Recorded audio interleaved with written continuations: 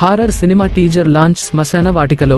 Cinema promotions కోసం makers ఎంత దూరం వెళ్తారో ఈ ఘటన చూస్తే తెలుస్తుంది.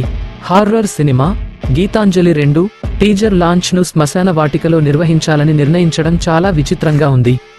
ఈ విషయానికి తెలుసుకున్న నెటిజన్స్ ఫన్నీగా కామెంట్స్ చేస్తూ ట్రోల్స్ చేస్తున్నారు. అంజలి హీరోయిన్ గా నటించిన గీతాంజలి సినిమా 2013లో విడుదలై బ్లాక్ బస్టర్ హిట్ అయింది. ఈ సినిమాకు సీక్వెల్ గా గీతాంజలి మళ్లీ వచ్చింది అనే టైటిల్ తో సినిమా తెరకెక్కుతోంది.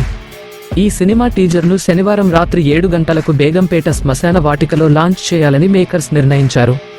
ఈ విషయానికి తెలుసుకున్న నెటిజన్స్, ఇది కొత్త ప్రమోషన్ స్ట్రాటజీనా? టీజర్ చూడటానికి టికెట్ ధర ఎంత? మేకర్స్ కి థ్రిల్స్ అంటే ఇష్టమేమో. శ్మశాన వాటికలో టీజర్ లాంచ్ చూస్తే సినిమా హిట్ అవుతుందా అంటూ ఫన్నీగా కామెంట్స్ చేస్తున్నారు. మరికొందరు మాత్రం ఈ ప్రమోషన్ స్ట్రాటజీ చాలా వింతగా ఉందని, ప్రేక్షకులను భయపెట్టడానికి మేకర్స్ ఇలాంటి పనులు చేస్తున్నారు